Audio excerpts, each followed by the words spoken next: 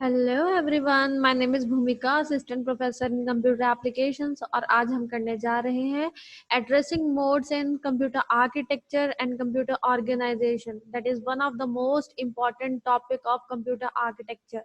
Before that, kindly subscribe my channel for more videos and press bell icon for latest notifications.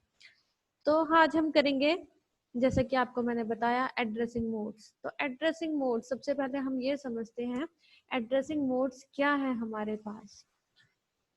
For example, हम किसी person से पूछते हैं, अपने friend से पूछते हैं कि हाँ, कोई भी ABC कोई भी पर्सन है, उसका एड्रेस वो कहाँ पर रहता है, तो उसकी कोई ना कोई लोकेशन जरूर होगी। तो आपको वो किस तरह से एड्रेस बता सकता है किसी पर्सन का। तो जैसे किसी पर्सन, कोई ना कोई इंसान किसी ना किसी जगह रहता है, वैसे ही हमारे पास जो भी वेरिएबल्स हमारे कंप्यूटर में स्टोर होते हैं, वो उसकी भी कोई ना कोई कंप्यूटर में पर्टिकुलर लोकेशन जरूर होती है। वेरिएबल्स के बारे में अगर आपको नहीं पता है तो आप मेरी पाइथन की वीडियो में जाकर जरूर देख लें कि वेरिएबल क्या है। उसमें मैंने बहुत अच्छे से एक्सप्लेन करा है कि वेरिएबल्स क्या होते हैं, कैसे यूज करते हैं, कैसे इसके साथ वर्किंग की जाती है। तो फॉर द टाइम बिंग हम क्या करते हैं, हम सिर्फ इतना जानते हैं कि वेरिएबल की भी कोई ना कोई लोकेशन होती है, जैसे किसी पर्सन की कोई लोकेशन होती है। तो अब जैसे किसी आपने किसी फ्रेंड से पूछा कि हाँ, उस पर्सन का एड्रेस क्या है, वो कहाँ रहता है, तो वो आपको कैसे कैसे बता सकता है कि हाँ वो पर्सन है, वो आपके उस एरिया में रहता है। ठीक है, एक तो तरीका ये है।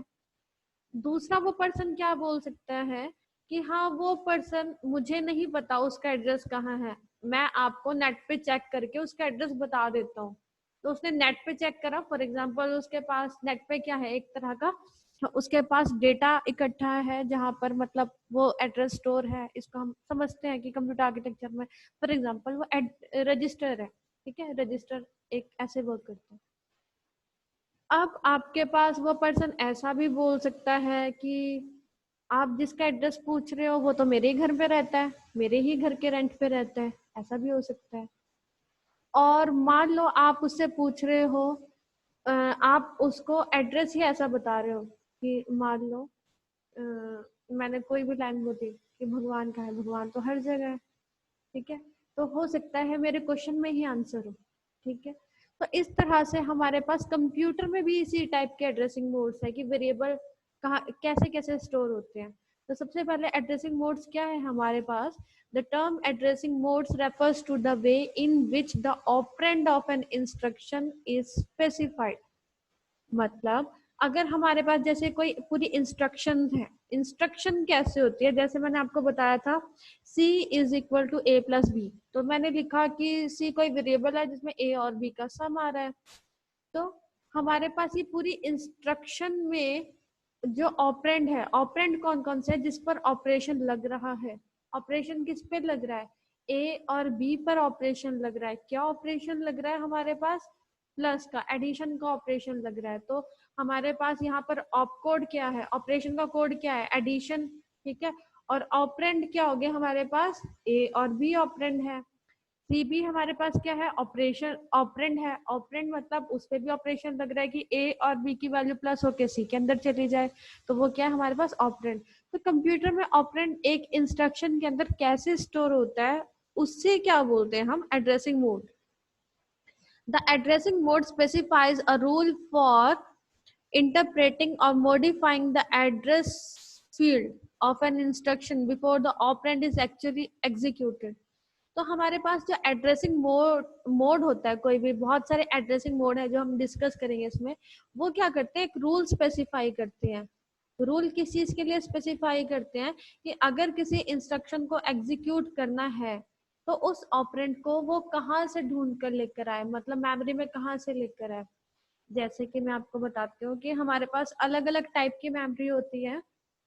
जैसे हम कहते हैं कि रैम है। अब आप, कुछ लोगों को पता होगा, मैं इस पे एक पूरा लेक्चर भी बनाऊंगी।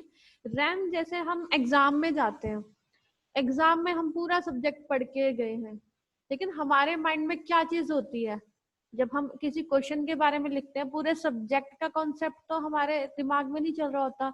जिस टाइम हम जिस क्वेश्चन के बारे में लिख रहे होते हैं, वही चीज हमारे दिमाग में चलती है उस टाइम। फिर हम नेक्स्ट क्वेश्चन लिखते हैं तो पुराने क्वेश्चन का डेटा हमारे दिमाग से डिलीट हो जाता है, मतलब हम उस टाइम वो नहीं सोच रहे हैं, और नए क्वेश्चन का डेटा हमारे दिमाग में आ जाता है। तो रैम भी हमारे पास वही वर्क करती है कि रैम क्या करती है, हमारी हार्ड डिस्क परमानेंटली डेटा कहाँ पर स्टोर होता है, हार्ड डिस्क में। तो वहां से वो डेटा उठाती है, जिस डेटा की रिक्वायरमेंट होती है वो वहां पर स्टोर हो जाता है। तो वैसे ही कंप्यूटर के अंदर रजिस्टर भी होते हैं। रजिस्टर जो सबसे हमारे पास फास्टेस्ट मेमोरी है वो क्या है, हमारे पास रजिस्टर है। रजिस्टर में क्या यूज होता है, 0 और 1, मतलब बिट्स को स्टोर करने के लिए, कलेक्शन ऑफ बिट्स को स्टोर करने के लिए आप क्या करते हो, एक रजिस्टर को यूज करते हो। इससे हम बहुत जल्दी डेटा को रिकवर कर सकते हैं। तो अब डेटा को कहाँ से उठाना है, रैम से मतलब मेमोरी से उठाना है, रजिस्टर से उठाना है, या रजिस्टर भी हमारे पास बहुत सारे टाइप्स के होंगे, होते हैं जो हम पढ़ेंगे। तो कहाँ से वो हमको ऑपरेंड की वैल्यू को रिसीव करना है, उसको क्या बोलते हैं हम, एड्रेसिंग मोड में ये सारे रूल्स दिए होते हैं, अलग अलग एड्रेसिंग मोड का अलग अलग रूल होता है, ठीक है। तो कोई भी असेंबली लैंग्वेज, लैंग्वेजेस 3 टाइप्स की होती है हमारे पास, कौन कौन सी, एक होती है हमारे पास मशीन लैंग्वेज, दूसरी होती है असेंबली लैंग्वेज, और तीसरी कौन सी होती है हमारे पास, हाई लेवल लैंग्वेज। मैंने आपको पहले भी बताया था, मशीन लैंग्वेज कौन सी लैंग्वेज होती है, 0 और 1 की लैंग्वेज। मतलब अगर आपको स्पेस भी देना है कंप्यूटर में तो आप किसको यूज करोगे, 0 और 1 को। अगर आपने, जैसे मैं कुछ बोल रही हूँ रिकॉर्ड हो रहा है, वो कंप्यूटर में किस फॉर्म में रिकॉर्ड हो रहा है, 0 और 1 की फॉर्म में। मतलब उसे हम अंडरस्टैंड नहीं कर सकते। और पहले सारी कोडिंग किस में होती थी, मशीन लैंग्वेज में होती थी। ये सारी मशीन लैंग्वेज है, 0 और 1 की लैंग्वेज। उसके बाद आई हमारे पास असेंबली लैंग्वेज। असेंबली लैंग्वेज में क्या हुआ, हमारे पास कोड्स यूज होने लगे। जैसे प्लस का साइन था, पहले प्लस के लिए 0 और 1 का कोड कुछ ना कुछ कॉम्बिनेशन यूज होता था। अब यहाँ पे एडिशन के लिए एड यूज हो गया, ADD। माइनस करने के लिए हमारे पास SUB, सब्ट्रैक्ट का SUB यूज होने लग गया। मल्टीप्लाई के लिए MUL यूज होने लग गया। तो हमारे पास ये असेंबली लैंग्वेज थी। तो असेंबली लैंग्वेज में जब भी हम कोई इंस्ट्रक्शन लिखते हैं, जैसे हमने लिखा C = A+B, तो वो 2 पार्ट्स में डिवाइड होता है, एक होता है ऑप कोड और एक होता है ऑपरेंड। ऑपरेंड क्या होता है हमारे पास, जिस पर ऑपरेशन लग रहा है, और ऑप कोड क्या होता है, ऑपरेशन का कोड, कि हम क्या काम कर रहे हैं। The memory address of an operand consist of 2 component. Memory में 2 कंपोनेंट होते हैं मेमोरी के, कौन कौन से, एक तो starting address of memory segment, की हमारे पास ये जो टर्म्स है ये पूरे एड्रेसिंग मोड्स में हम यूज करेंगे। तो पहले ये टर्म्स यूज करना, मतलब इसे समझना बहुत ज्यादा इंपॉर्टेंट है। देखिए क्या है, starting address of the memory segment, की एड्रेस कहाँ से स्टार्ट हो रहा है। जैसे कि हम समझते हैं क्लास में बच्चे का रोल नंबर है 2001, 2002, 2003। तो मतलब स्टार्टिंग एड्रेस क्या है हमारे पास, 2001, तो वो क्या हो गया हमारे पास स्टार्टिंग एड्रेस। उसके बाद आता है इफेक्टिव एड्रेस और ऑफसेट। ये इसका मतलब क्या होता है, an offset is determined by adding any combination of 3 address element. या तो डिस्प्लेसमेंट ऐड कर दो, या बेस ऐड कर दो, या इंडेक्स ऐड कर दो। जैसे कि दूसरा रोल नंबर मान लो हमने कोई रखना है, तो उसमें आ गया 2002, ठीक है। तीसरा रोल नंबर आ गया 2003। तो हमारे पास क्या हो रहा है, एक एक की इंक्रीमेंट हो रही है। तो कितने कितने की इंक्रीमेंट करनी है वो हो सकता है उसमें, ठीक है। अब जैसे मान लो हमने करना है, या फिर ऐसा हो सकता है 2 की इंक्रीमेंट हो सकती है, या फिर मान लो इंडेक्स हो सकता है। इंडेक्स मतलब हमारे पास बेस एड्रेस क्या है, मान लो 2000, और हम क्या कर देते हैं उसमें ऐड कर देते हैं। मतलब कोई 5th पोजीशन पे बच्चा है तो हम उसको सिंपली बता देंगे कि उसका रोल नंबर क्या होना चाहिए, 2000 प्लस 5th पोजीशन पे तो 5 होना चाहिए, मतलब 2005 होना चाहिए उसका रोल नंबर। तो ये कुछ टर्म्स है जो हम आगे के एड्रेसिंग मोड में यूज करेंगे। तो अब हमारे पास एड्रेसिंग मोड्स के टाइप्स आ गए। ये टॉपिक बहुत ज्यादा इंपॉर्टेंट है एग्जामिनेशन पॉइंट ऑफ व्यू से, तो आप इसको बहुत ध्यान से पढ़ना समझना। अगर आपको कुछ भी नहीं समझ आए तो आप प्लीज कमेंट सेक्शन में मेरे से क्वेश्चन पूछ सकते हो। तो सबसे पहले क्या होता है हमारे पास, implied addressing mode. Implied, implied मतलब जिसको बताने की जरूरत नहीं है। In implied addressing mode, the operand is specified in the instruction itself, ठीक है। मतलब जिस चीज का एड्रेस का हमें नहीं बताना पड़ता, जैसे कि मैंने आपको पुरानी वीडियो में भी समझाया है कि हमारे पास एक स्टैक होता है। स्टैक में कौन सा मेथड यूज करते हैं हम? लास्ट इन फर्स्ट आउट, मतलब जो लास्ट में आया है वो सबसे पहले जाएगा। मैंने आपको एग्जांपल भी बताया था, लास्ट में आया है मतलब जैसे हम शादियों में जाते हैं, तो शादियों में क्या होता है, हमारे पास जो प्लेट सबसे लास्ट में रखी जाती है उसे हम सबसे पहले उठाते हैं। ठीक है, मतलब सबसे ऊपर वाली प्लेट सबसे लास्ट में रखी गई होगी तो हमने उसको सबसे पहले उठाई। तो उसमें मेथड्स यूज होते हैं। पुश, पुश मतलब कुछ भी इंसर्ट करना। ठीक है, तो अगर हमने स्टैक में कोई चीज रखनी है तो उसको हम ऑपरेशन को बोलते हैं पुश ऑपरेशन। तो जब भी पुश ऑपरेशन इम्प्लीमेंट हुआ होगा तो उसकी पोजीशन कहाँ होगी? हमेशा लास्ट में ही होगी। तो जब भी पुश ऑपरेशन इम्प्लीमेंट हुआ है तो फिर वो कहाँ पर हुआ है? टॉप ऑफ द स्टैक में ही हुआ है कि स्टैक के टॉप पे क्या है।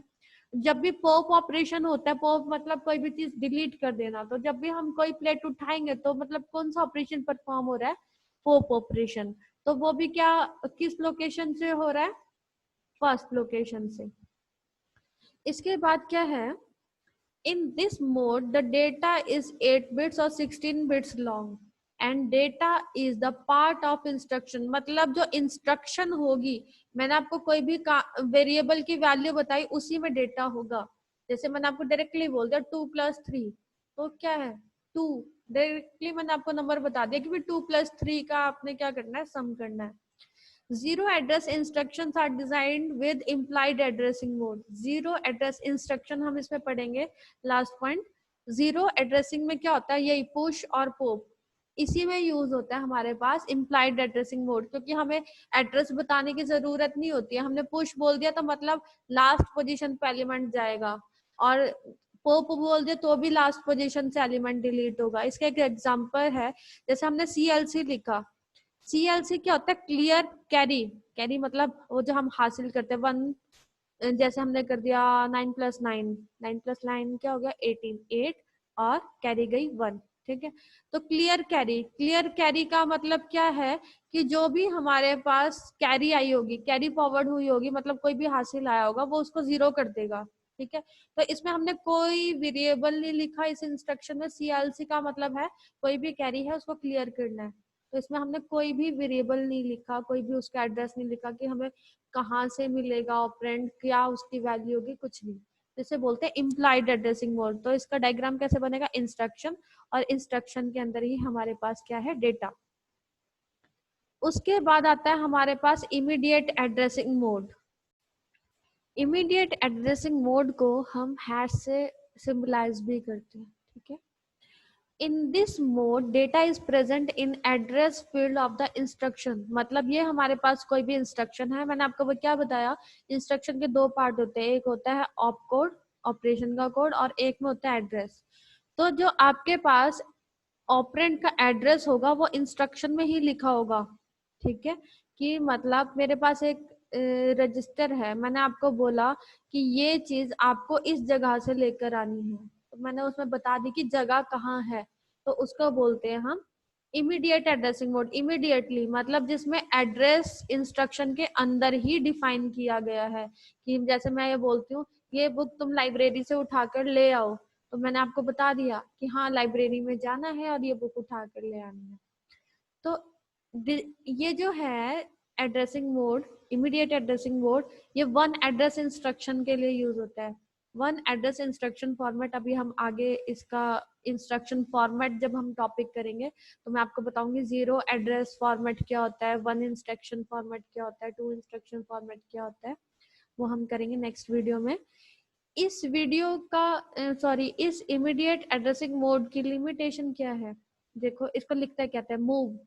ये मूव ऑपरेशन है, मतलब कि हम इस वैल्यू को, कोई 35H कोई वैल्यू है, मतलब इस डेटा को हम AL, क्या है AL नाम का रजिस्टर है, हम इस रजिस्टर में डालना चाहते हैं, तो हम इसके लिए क्या यूज करते हैं, इमीडिएट एड्रेसिंग मोड। मतलब हमने क्या लिखा, मूव लिखा और हमने डेटा लिखा, और डेटा को किस एड्रेस में डालना है हमने ये लिख दिया, मतलब इसी में एड्रेस स्पेसिफाई कर दिया। तो मतलब अब ये किस पे डिपेंड करता है, अगर आपने मान लो कोई बड़ी वैल्यू स्टोर करवानी पड़े, ठीक है, तो आपके पास जो एड्रेस है, एड्रेस भी आपके पास मतलब लोकेशन भी ऐसी होनी चाहिए जो हमारे पास उस साइज की हो। मतलब limitation in the immediate addressing mode is the range of constant are restricted by the size of address field. Address field के साइज पे डिपेंड करता है आपके कि किस टाइप के कांस्टेंट्स आप इसमें स्टोर करवा सकते हो। अब ये देखो ऑपकोड है, ये एड्रेस दिया हुआ, इस एड्रेस पे हमें डेटा मिलेगा, मतलब इस एड्रेस पर डायरेक्टली हमें डेटा मिल जाएगा, तो इसे क्या बोलते हैं, immediate addressing mode. Next addressing mode हम डिस्कस करने वाले हैं register mode. Register addressing mode में क्या है, देखिए डायग्राम, इंस्ट्रक्शंस है, ये पूरी इंस्ट्रक्शन है, हमारे पास डेटा पड़ा हुआ है, डेटा किसके अंदर पड़ा हुआ है, रजिस्टर के अंदर पड़ा हुआ है, और इस रजिस्टर का एड्रेस कहाँ पर है, इस इंस्ट्रक्शन के अंदर दिया हुआ है, तो इसको क्या बोलते हैं, रजिस्टर इंस्ट्रक्शन मोड। मतलब रजिस्टर इंस्ट्रक्शन मोड में क्या होता है, इंस्ट्रक्शन में आपके पास एक रजिस्टर का एड्रेस होगा और उस रजिस्टर पे जाकर आपको वो डेटा मिलेगा। जैसे कि मैं आपको बोल दूंगी कि मुझे फर्स्ट ईयर के रजिस्टर से इस बच्चे का 2001 का डेटा चाहिए, तो मैंने आपको क्या बताया इंस्ट्रक्शन में कि फर्स्ट ईयर का मैंने आपको क्या बता दिया, उसका रजिस्टर का एड्रेस बता दिया। अब आप उस रजिस्टर में जाओगे और वहां पर आपको वो डेटा मिल जाएगा, तो इसको क्या बोलते हैं, रजिस्टर एड्रेसिंग मोड। तो इसमें क्या लिखा है, in register addressing mode the operand is placed in one of 16 bit और 8 बिट और 16 बिट जनरल पर्पस रजिस्टर। मतलब कोई भी हमारे पास जनरल पर्पस रजिस्टर होगा, उसमें क्या करेंगे, हम ऑपरेंड को स्टोर कर देंगे, मतलब इस ऑपरेंड को हमने इस रजिस्टर में स्टोर कर दिया। Data is in the register that is specified by the instruction, मतलब और इस रजिस्टर का एड्रेस किस में स्पेसिफाई होगा, इंस्ट्रक्शन के अंदर। Here one register reference is required to access data, मतलब हमें एक रजिस्टर का एड्रेस, रेफरेंस मतलब एक एड्रेस चाहिए रजिस्टर का, टू एक्सेस दैट डेटा। अगर मैं आपको बताऊंगी ही नहीं कि उस स्टूडेंट का डेटा किस रजिस्टर में मिलेगा, तो आप डेटा को कभी सर्च ही नहीं कर पाओगे। अब इसको लिखते कैसे है रजिस्टर मोड को, एग्जाम्पल है मूव AX CX, इसका मतलब है CX में जो भी, मतलब ये दोनों हमारे पास रजिस्टर है, ठीक है, ये दोनों रजिस्टर है, तो CX का डेटा जो भी है वो हम AX में डाल रहे हैं, मतलब इसमें डेटा है हमारे पास और वो हम किस में डाल रहे हैं, AX में, मतलब इसमें दोनों हमने क्या स्पेसिफाई किया, रजिस्टर। तो रजिस्टर एड्रेसिंग मोड में हम इस टाइप की इंस्ट्रक्शन लिखते हैं। नेक्स्ट हम करते हैं register indirect mode. Register indirect mode, register indirect mode में जैसे हमारे पास एग्जांपल दिया है, ये हमारे पास पूरी इंस्ट्रक्शन है। इंटीजर हमारे पास एक डेटा टाइप होता है जो 2 बाइट को कंज्यूम करता है। तो मान लो कोई हमें वेरिएबल मिला 1001 पोजीशन पे, तो दूसरा एलिमेंट कहाँ मिलेगा, उसमें हम 2 ऐड कर देंगे, तो उसमें 2 ऐड करा तो दूसरा एलिमेंट कहाँ मिलेगा, 1003 पोजीशन पे, उसमें 2 ऐड कर देंगे तो नेक्स्ट एलिमेंट कहाँ मिलेगा हमारे पास एरे में, 1005 पोजीशन पे, ठीक है। तो वैसे ही हमारे पास क्या है, एक इंस्ट्रक्शन है, उसमें एक रजिस्टर दिया हुआ है, रजिस्टर में क्या मिलेगा हमें, इफेक्टिव एड्रेस। इफेक्टिव एड्रेस मतलब जो हमारे पास डेटा है मेमोरी में किस लोकेशन पे मिलेगा। जैसे ये रजिस्टर है, इसमें लिखा हुआ है कि इनटू 2 मल्टीप्लाई करना है, इफेक्टिव एड्रेस क्या होगा हमारे पास, 2 मल्टीप्लाई करना है, तो उस मेमोरी लोकेशन पे हमें डेटा मिलेगा, तो उसको बोलते हैं रजिस्टर इनडायरेक्ट मोड। हमारे पास अभी रजिस्टर मोड किया था, उसमें क्या था, रजिस्टर का एड्रेस था इंस्ट्रक्शन में, और रजिस्टर में क्या लिखा हुआ था, हमारे पास डायरेक्ट डेटा था। लेकिन रजिस्टर में क्या है, हमारे पास इफेक्टिव एड्रेस को कैसे कैलकुलेट करना है और उसके बाद उस मेमोरी लोकेशन पे हमें डेटा मिलेगा। तो इसमें क्या लिखा है हमारे पास, in this addressing the operands offset is placed in one of the registers BX BP SI, ये जो डिस्प्लेसमेंट रजिस्टर, बेस इंडेक्स, ये वो ये जो रजिस्टर्स है, इसमें क्या लिखा होता है हमारे पास यहाँ पर कि हम उसका अफेक्टिव एड्रेस कैसे फाइंड आउट कर सकते हैं। यहाँ पर हमारे पास अफेक्टिव एड्रेस आ गया। The effective address of the data is in the base register or index register that is specified by the instruction। और इस रजिस्टर का एड्रेस हमारे पास कहाँ स्पेसिफाई होगा, इस इंस्ट्रक्शन के अंदर। तो हमारे पास इसमें दो रजिस्टर की जरूरत होती है। तो इसको लिखते कैसे हैं कि हमें डेटा कहाँ मिल रहा है, मेमोरी में, मेमोरी से रजिस्टर में जा रहा है और उसके बाद क्या है हमारे पास ऑपरेशन कोड। तो यहाँ पर क्या है, मूव किया है हमने BX रजिस्टर से डेटा। अब यहाँ पर ब्रैकेट लग गए, ब्रैकेट का मतलब क्या होता है, मेमोरी, और अगर इसमें ब्रैकेट नहीं लगा है तो ये क्या है हमारे पास रजिस्टर। तो हमने मूव किया किसमें, BX का डेटा AX में। BX क्या है हमारे पास मेमोरी है, मेमोरी से हमने मूव किया AX के अंदर और क्या किया, मूव किया, ये बन गया हमारे पास ऑपकोड, ये बन गया रजिस्टर, और ये बन गई हमारे पास मेमोरी लोकेशन। जैसा आपके पास डायग्राम है, यहाँ पे मेमोरी है, फिर रजिस्टर है, फिर हमारे पास इंस्ट्रक्शन है। तो सिंपल सा हमने ये यूज किया है एग्जाम्पल। देखिए रजिस्टर मोड में क्या था, डायरेक्ट हमारे पास रजिस्टर में डेटा था, हमने रजिस्टर लिखा, और उसके बाद रजिस्टर इंस्ट्रक्शन में भी रजिस्टर है तो हमने रजिस्टर टू रजिस्टर मूव किया डेटा को। इसके बाद था इमीडिएट। इमीडिएट में क्या होता है, जो डेटा होता है वो किस में होता है, हमको मेमोरी लोकेशन दी है उसी में डेटा पड़ा होता है। तो डेटा किसके अंदर है, एड्रेस के अंदर। तो डेटा किसके अंदर है, डेटा स्पेसिफाई किया किसके अंदर, एड्रेस के अंदर। और यहाँ पर हमारे पास इम्प्लाइड मोड था, तो इसमें हमने देखो कोई जिसमें ऑपरेशन परफॉर्म किया वो हमने लिखा ही नहीं है यहाँ पर, तो इम्प्लाइड में हमें एड्रेस लिखने की जरूरत ही नहीं पड़ती है। तो नेक्स्ट है हमारे पास ऑटो इंडेक्स्ड इंक्रीमेंट मोड। और ऑटो इंडेक्स्ड इंक्रीमेंट मोड में क्या है हमारे पास, effective address of the operand in the contents of a register specified in the instruction। मतलब हमारे पास इंस्ट्रक्शन में क्या होता है, कंटेंट्स होते हैं जहां से हम अफेक्टिव एड्रेस को कैलकुलेट कर सकते हैं ऑपरेंड के, ठीक है। After accessing the operand, the contents of a register are automatically incremented to point next consecutive memory location. Here one register reference, one memory reference and ALU operation is required to access data useful for stepping through arrays in a loop। तो मतलब हम array के लिए basically use करते हैं। Array में आप बताती हूँ क्या होता है आपके पास। एरे होता है हमारे पास collection of same type of data. मतलब जैसे हमने नेम को स्टोर करा तो सारे ही हमारे पास किस टाइप का डेटा होगा, अल्फाबेटिकल टाइप डेटा होगा। हमने इंटीजर टाइप का डेटा यूज करें तो उसमें सारे ही ऐसे नंबर्स होंगे जिसमें कोई पॉइंट नहीं यूज होता होगा, पॉजिटिव भी हो सकते हैं नेगेटिव भी हो सकते हैं। तो हमें अगर इस टाइप का डेटा स्टोर करना है, जैसे मान लो मेरे पास एक रोल नंबर की लिस्ट है क्लास की, ठीक है। तो पहला रोल नंबर मैंने आपको बताया 2001 है, दूसरा 2002 है, तीसरा 2003 है। तो इसमें क्या होता है हमारे पास ऑटो इंक्रीमेंट की, पहला अगर रोल नंबर ये है 2001 तो हम समझ जाएंगे कि नेक्स्ट रोल नंबर क्या आएगा 2002। तीसरा जो भी बच्चा एडमिशन लेगा उसका रोल नंबर किस पे आएगा 2003। तो ऑटो इंडेक्स्ड इंक्रीमेंट मोड कौन सा होता है हमारे पास, जिसमें ऑटोमेटिकली इंक्रीमेंट होती है। अब ये डिपेंड करता है आपके पास एरे किस टाइप का है। एरे अगर कैरेक्टर टाइप का होगा तो कैरेक्टर 1 बाइट को स्टोर करता है, तो कैरेक्टर में एक अगर एड्रेस 2001 है तो दूसरा आएगा 2002, ठीक है। अगर आपके पास इंटीजर टाइप का डेटा है तो इंटीजर 2 बाइट को कंज्यूम करता है।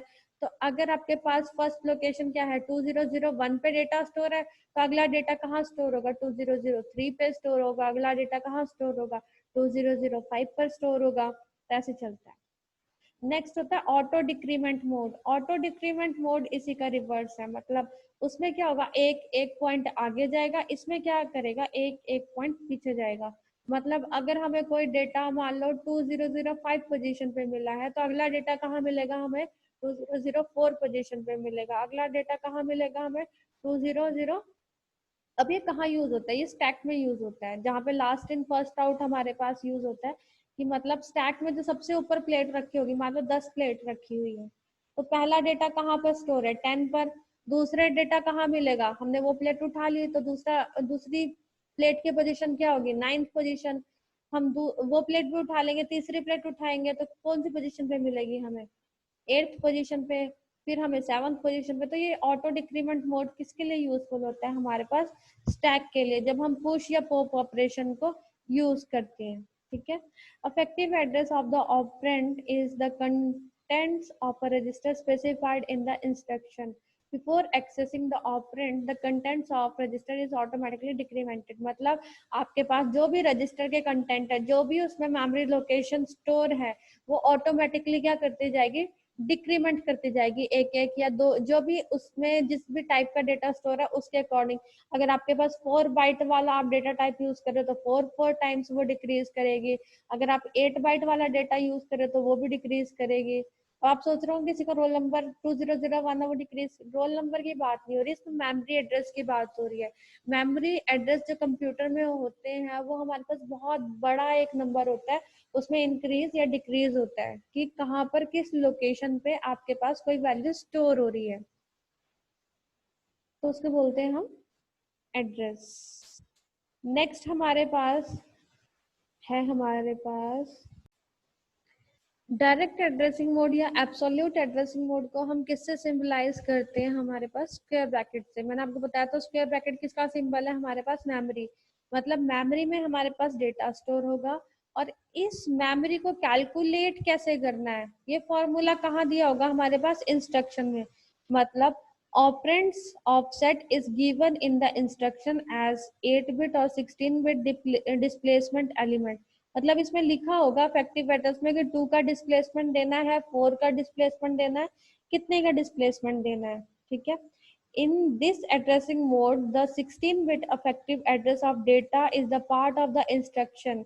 इसी इंस्ट्रक्शन में मतलब हमने क्या बता दिया कि इफेक्टिव एड्रेस को कैलकुलेट कैसे करना है। Here only one memory reference operation is required to access data। मतलब सिर्फ आप डायरेक्टली वो कैलकुलेट करोगे और आपको उस मेमोरी में डेटा मिल जाएगा, नेक्स्ट कैलकुलेट करोगे आपको मेमोरी में डेटा मिल जाएगा। नेक्स्ट है हमारे पास based on transfer of control addressing mode. हमारे पास एक है program counter relative addressing mode. Relative addressing mode मतलब हम जैसे मान लो बुक में कुछ पढ़ रहे हैं और 14 पेज पे पढ़ रहे हैं, तो हम क्या करेंगे, उसके रिलेटेड जो सा पेज होगा, मतलब उसके रिलेटिव हम क्या करेंगे, नेक्स्ट पेज को एक्सेस करेंगे, उसको बोलते हैं relative addressing mode. Program counter relative addressing mode is used to implement intra segment transfer control। मतलब उसी सेगमेंट में आप दूसरा कुछ सर्च करना चाह रहे हो, जैसे मैंने लिखा c is equal to a plus b, तो मैंने क्या करा, a को मैं ढूंढूंगी, फिर उसके बाद क्या करूंगी, मैं b को ढूंढूंगी, तो वो क्या हो गया, relative addressing mode. In this mode effective address is obtained by adding displacement to program counter. Program counter क्या करता है, हमारी करंट लोकेशन को स्टोर कर देता है। जैसे मैंने आपको बताया ना कि मैं अगर बुक में से कोई पेज मान लो 14 पेज रीडिंग कर रही हूँ, तो प्रोग्राम काउंटर में वो वैल्यू स्टोर हो जाएगी कि अभी हमारे पास, सॉरी, प्रोग्राम काउंटर में क्या होता है, एड्रेस ऑफ नेक्स्ट इंस्ट्रक्शन।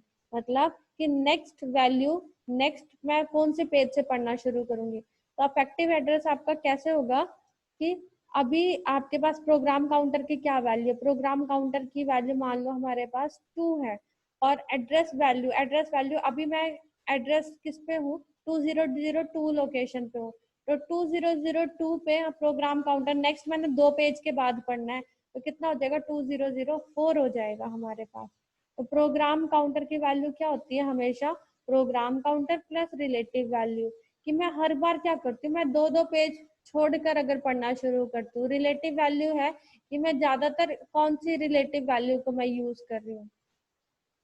उसके बाद आता है हमारे पास indirect addressing mode. Indirect addressing mode को सिंबल @ से भी रिप्रेजेंट करते हैं या फिर पैरेंथेसिस से भी रिप्रेजेंट करते हैं। इनडायरेक्ट एड्रेसिंग मोड में क्या होता है, हमारे पास डेटा इनडायरेक्टली मिलेगा। जैसे हमारे पास 2 टाइप के इनडायरेक्ट मोड है, register indirect and memory indirect. Register indirect में क्या है, हम एक इंस्ट्रक्शन में किसी रजिस्टर का एड्रेस दे देंगे और वो रजिस्टर का एड्रेस क्या होगा, हमें इंस्ट्रक्शन में दिया होगा। मतलब रजिस्टर में क्या मिलेगा, हमारे पास इफेक्टिव एड्रेस की एड्रेस को कैलकुलेट कैसे करना है, और उस रजिस्टर का एड्रेस किस में मिलेगा, इंस्ट्रक्शन के अंदर। और मेमोरी इनडायरेक्ट में क्या होता है, हमारे पास जो डेटा मिलेगा, जो हमारे पास इफेक्टिव एड्रेस कैलकुलेट करना है, मतलब हमें किस लोकेशन पे डेटा मिलेगा ये मेमोरी में दिया होगा, और उस मेमोरी का एड्रेस हमें इंस्ट्रक्शन में दिया होगा, मतलब हमें डायरेक्टली कोई चीज नहीं मिलेगी। जैसे हमारे पास इनडायरेक्ट एड्रेसिंग मोड में हमारे पास 2 चीजें हैं, हमारे पास इंडेक्स्ड एड्रेसिंग मोड और बेस्ड इंडेक्स्ड एड्रेसिंग मोड। इसमें क्या होता है, इंडेक्स्ड एड्रेसिंग मोड में the operands offset is the sum of the content of the index register. मतलब इंडेक्स रजिस्टर में हमारे पास क्या स्टोर है और क्या होगा हमारे पास, और उसमें डिस्प्लेसमेंट कितनी है। मतलब इंडेक्स में कौन सा कंटेंट है और उस पर डिस्प्लेसमेंट कितनी है। जैसे मान लो मैं चैप्टर नंबर 1 पे पढ़ रही हूँ अभी कुछ भी, तो रजिस्टर में कंटेंट क्या हो गया, इंडेक्स रजिस्टर मेरा 1 हो गया। अब मुझे नेक्स्ट चैप्टर कौन सा पढ़ना है, इससे नेक्स्ट मैं कोई भी 4th चैप्टर पढ़ना चाहती हूँ, तो उसमें डिस्प्लेसमेंट ऐड हो जाएगी 4, तो वो क्या हो गया, इंडेक्स्ड एड्रेसिंग मोड।